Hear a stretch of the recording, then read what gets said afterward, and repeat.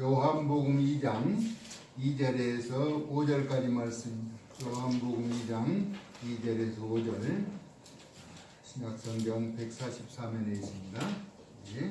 한 목소리로 합독합니다.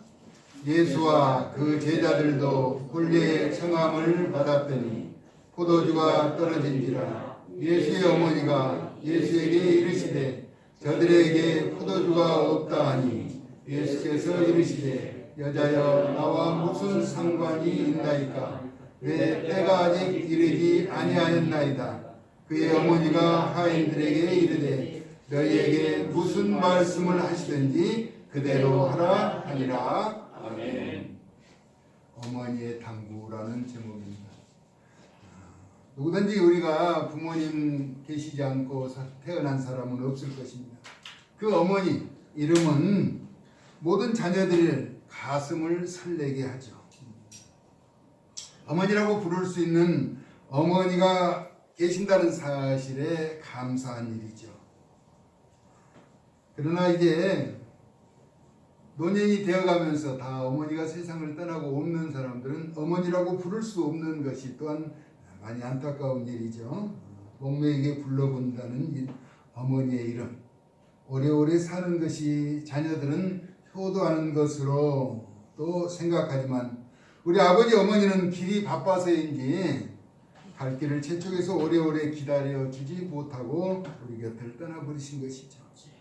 우리 예수님은 어떻게 효도를 하셨을까? 어머니의 당부를 외면하지 않으셨어요. 가나의 홀례하는 잔치의 집에 예수님과 제자들이 어머니와 함께 초대를 받은 사실을 오늘 성경은 말합니다. 좀 더 자세하게 말하면 예수님의 어머니가 먼저 그 잔치집에 머물고 계셨던 것이고 그런 상태에서 예수님과 제자들이 초대를 받은 것이죠.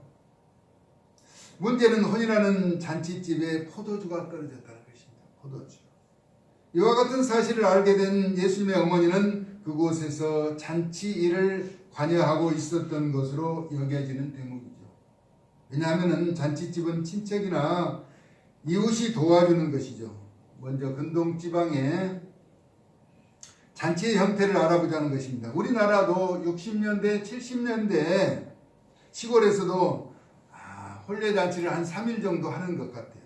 그래서 이웃집 사람들이 다 와서 도와주고 또 멀리 있는 친척들이 와서 준비를 하면서 잔치를 하는 것들을 기억하게 되죠.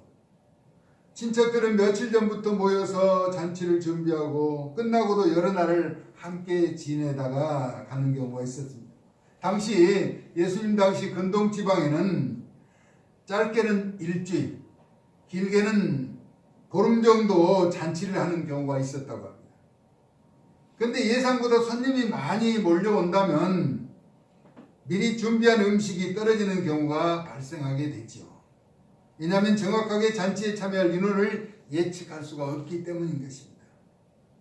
코로나 전에 우리가 뷔페에서도 손님들의 입장 정도에 따라서 계속해서 음식을 준비해서 손님들이 밀려오면 또 주방에서 계속 보충해내는 것을 바라보게 됩니다.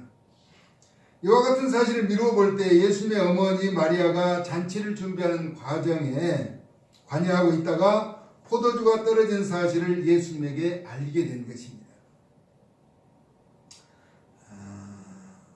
그와 같은 사실, 또 어떤 부탁이나 당부는 상대방이 이를 해결할 수 있고 또 들어줄 수 있는 상태가 되어야 한다는 것입니다. 그 문제를 해결해 줄 수도 없고 어떤 문제에 관여할 수도 없는 사람에게 부탁하거나 당부할 수는 없는 것이죠. 저는 어떤 사건의 편의를 봐달라고 부탁을 받은 적이 있었어요. 제도권에 허가 없이 영업을 하다가 붙잡혀간 사람. 그러니까 그 남편이 이제 붙잡혀간 이후에 그 아내가 이제 그 영업을 계속하고 있었던 것이죠. 그러다가 또 단속이 된 거예요. 그러면 영업의 명의는 이제 앞사람으로 되어 있기 때문에 또 나온 지 얼마 되지 않아서 또 붙잡혀 가야 하는 그런 상황인 거예요. 그걸 봐달라는 거예요. 인간적으로 보면은 봐줘야 하는데 또 법이라는 게 그럴 수 없는 거잖아요. 그래서 현행, 예? 그 영업을 계속하고 있는지 아내를 이제 입건을 해야 하는 그런 상황인 거예요. 그래서 부탁하는 사람이 뭐라고 말하는가? 안 된다고 하니까 안 되는 거니까 부탁한다는 거예요. 안 되니까 부탁을 해서 되게 해달라고 하는 것이죠. 이걸 얘기하면 할 수 없는 사람에게 이야기하는 것이 아니라 할 수 있는 사람이기 때문에 부탁을 한다는 것입니다. 그러나 불의한 것은 이제 거절해야 맞는 것이죠. 그것을 해결할 수 있는 사람에게 이제 부탁을 하는데 우리 예수님이 잔치집에 포도주가 떨어진 사실을 예수님에게 말씀하셨는데 왜 그렇게 하셨을까? 예수님의 신적인 권위를 어머니 마리아는 이미 알고 있었기 때문이라는 것입니다. 예수님이 잉태되었을 때 성령으로 된 것이죠. 그리고 자기 백성을 죄에서 구원할 자로 알고 있었다는 것입니다. 그리고 예수님이 12살 때 유월절을 지키기 위해서 예루살렘에 가셨다가 실종된 사건으로 3일 만에 예수님을 만나게 되죠. 이와 같은 사실을 다 지켜보았던 어머니 마리아는 마음에 두었다. 내 아들이지만은 보통 범사한 사람이 아니다. 하나님의 메시아로서 이 땅에 오신 하나님의 뜻을 전하는 사람으로 오셨다라고 하는 신적인 권위를 가진 메시아라는 사실을 마리아는 늘 알고 마음에 두었던 것입니다. 그래서 예수님에게 당부하셨고 그 잔치집 하인들에게 권면하는 과정에서도 알 수가 있습니다. 5절을 한번 봅니다. 같이 한번 읽습니다. 그의 어머니가 하인들에게 이르되 너희에게 무슨 말씀을 하시든지 그대로 하라. 예수님은 아직 내 때가 되지 아니하였다라고 정중하게 거절하지만은 어머니는 그 하인들에게 무슨 말씀을 하시든지 그대로 하라는 것입니다. 쓸데없는 말씀하지 않으실 범인으로 알으신 것이죠. 충분한 그분이 말씀하시면 그 말씀의 뜻이 이루어질 것을 아셨기 때문에 하인들에게 당부를 하죠. 예수님은 처음에 어머니의 당부를 정중하게 거절하셨습니다. 이유는 내 때가 아직 이르지 않았다고 말씀하신 것이죠. 그러면서 오늘 본문의 내용을 보니까 4절에 여자여 나와 무슨 상관이 있나이까 라고 말합니다. 아들이 어머니에게 여자라는 표현을 사용하는 것은 불손하게 보일 수 있습니다. 그러나 그리스에서는 왕이 왕후를 부를 때 사용하는 인격적인 표현이라는 것입니다. 우리 성경의 어머니 여자여라고 하는 것은 아주 극진한 표현이라는 것입니다. 그래서 우리 예수님이 그렇게 무례한 분은 아니잖아요. 모든 인격을 갖추신 메시아로 오신 분이 자신의 어머니를 여자여 이렇게 말씀하실 분은 아니라는 것입니다. 왜냐하면 십자가에 달리셨을 때 요한에게 어머니를 보살펴 주도록 부탁하시면서 요한복음 19장 26절에서 여자여 보소서 아들입니다.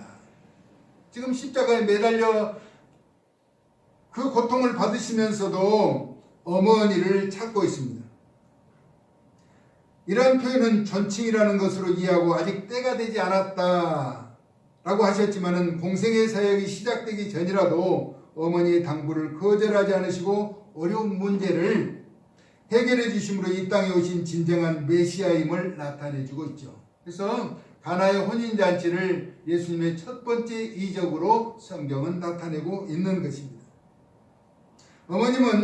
예수님은 어머니가 미리 지목하여 말씀하시던 하인들에게 항아리에 물을 채우라고 하신 것입니다. 하인들이 항아리 아구까지 가득하게 채우자 이제는 떠서 연회장에게 갖다 주라는 것입니다. 항아리에서 물을 떠서 연회장에게 갖다 주라고 말씀하신 것이죠. 어머니 마리아가 뭐라고 말했지? 하인들에게 무슨 말씀을 하시든지 그대로 하라고 했습니다. 거기에 어떤 변명이나 이유를 달지 말고 예수님이 하라고 한 대로 했어요. 그래서 물을 떠다 달라고 하니까 연회장에 갖다 주라니까 자신들이 채웠던 그 돌 항아리에 물을 연회장에 갖다 줬다는 거예요. 연회장에 갖다 주는 것은 포도주를 이제 갖다 주어야 잔치가 계속되는데 물을 떠다 주었다는 것입니다. 이와 같은 명령으로 잔치집에 물이 변하여 포도주가 된 사건이 일어난 것이죠. 이것이 가나의 혼인잔치집의 이적이라고 하는 것입니다.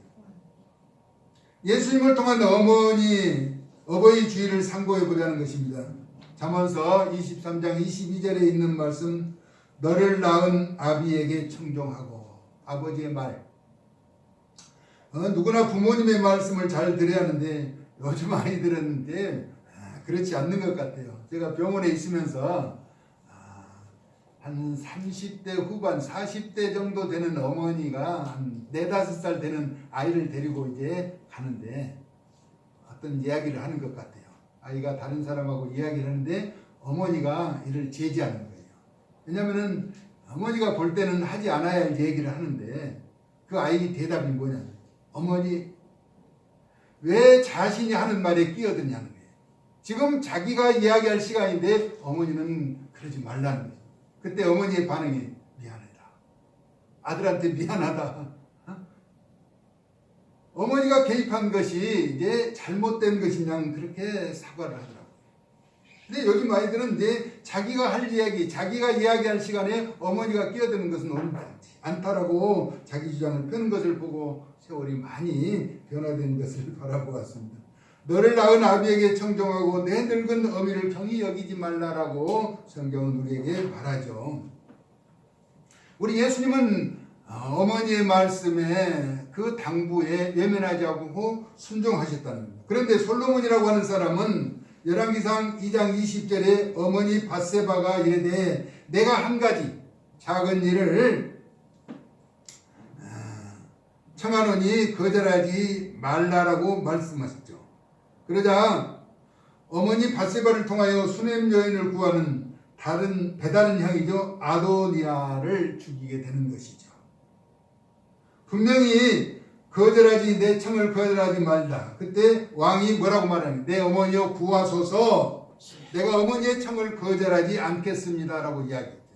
그래서 배다른 형이었죠. 아도니아가 원했던 수넴 여인을 청하자 솔로몬은 그 형 아도니아를 죽이게 되죠. 부당한 어머니의 부탁이라도 부당한 것은 거절해야겠지만 우리 예수님은 아직 자신의 때가 되지 않으셨다라고 말씀하시면서도 어머니의 뜻을 정중하게 수용하면서 이적을 나타내 보여주셨다는 것입니다. 우리 예수님은 십자가에서 죽어가면서도 어머니를 요한에게 부탁하며 보살피게 하셨죠. 그러나 대부분 자녀들은 부모님의 사랑을 당연한 것으로 알지만은 반대로 부모님은 자녀들의 희생을 감사하고 미안해하기까지 한다는 것입니다. 부모와 자식 사이에는 무슨 차이가 있을까요? 우리가 다 부모였고 또 부모이고 자녀였던 그런 지난날을 생각해 보면은 식지 않은 사랑과 의무의 관계라고 생각해 볼 수가 있습니다. 부모는 사랑으로 자녀를 보살피고 양육하지만 자녀는 존재와 의무감으로 섬기기 때문일 것이라는 것입니다. 저도 제가 청년회 때 어머니가 돌아가실 때 어머니가 아픈 다리를 좀 주물러 달라, 몸을 좀 주물러 달라 하면은 형식적으로 몇 분만 주무르고 자꾸 밖으로 나돌았던 적을 생각해요. 밖에 기다린 친구들을 만나기 위해서 어머니는 육신의 고통을 호소하면서 잠시 머물러 주기를 원하지만은 자식들은 다 그런 건 아니지만은 저 같은 못된 자식은 그랬던 것 같아요. 지금 생각해보면 지금 조금 더 곁에 있으면서 그 고통에 같이 참여하면서 어머니를 위로해 주었으면 좋았을 걸 하는 그런 아쉬운 생각을 갖게 돼요. 우리 부모들은 자신의 몸이 지쳐서 힘들어가도 여전히 자녀들을 위해서 희생하더라는 것입니다. 저도 어제 가족들 모임이 있어서 갔다 왔는데 집안의 어른 자신의 몸이 진땀이 나면서 힘들어도 자식들을 챙겨주기 위해서 이 모양 저 모양으로 수고하는 것을 보고 참 부모와 자식 간에 이런 괴리감을 느끼게 되었습니다. 그렇다고 하더라도 부모와 자식 간에는 끊어질 수 없는 육신적으로 맺어진 혈연 관계라는 것입니다. 우리 창조주 하나님과의 관계는 육신적인 혈연을 넘어서 예수님의 거룩하신 보혈을 통한 대속으로 이루어진 영적인 관계라고 하는 것입니다. 낳아준 부모, 길러준 부모 없이는 우리가 이 땅에 존재할 수는 없습니다. 이렇듯 부모님의 소중함을 안다면 효도하고 영원한 생명을 주신 하나님의 사랑에 감사하며 그 기쁨을 간직하며 누리면서 살아가야 할 것입니다. 왜냐하면 우리가 아무리 잘났어도 부모님을 떠나서는 우리가 존재할 수가 없었고 하나님을 떠나서는 영생이 주어지지 않기 때문인 것입니다. 부모님의 말씀이라면 죽는 신용이라도 하고 하나님의 뜻이라면 비록 내가 손해를 보는 것 같더라도 감수해야 하는 것이죠. 예수님의 희생은 철저하게 육신의 부모님에게 순종하고 따르셨으며 창조주 하나님의 거룩하신 뜻을 온전하게 이루시는 데 끝까지 순종하신 분입니다. 부모님과 주님의 당부를 행하는 자가 되어서 이 땅에 후회 없는 삶을 사는 저와 여러분 될 수 있기를 예수님의 이름으로 축복합니다. 아멘. 어머님의 당부, 아버님의 당부, 여러분에게 하셨던 당부라면 간직하면서, 최근에 저는 이제 어쩌면 그것이 유언이라고 될 수 있는 것 같은 이제 말씀을 하셨던 내용을 이제 전해 들었습니다. 혹시 동생들이 잘못해도 나무라지 말고 다독이면서 형제간에 우애하면서 살라는 그 노모의 말을 들으면서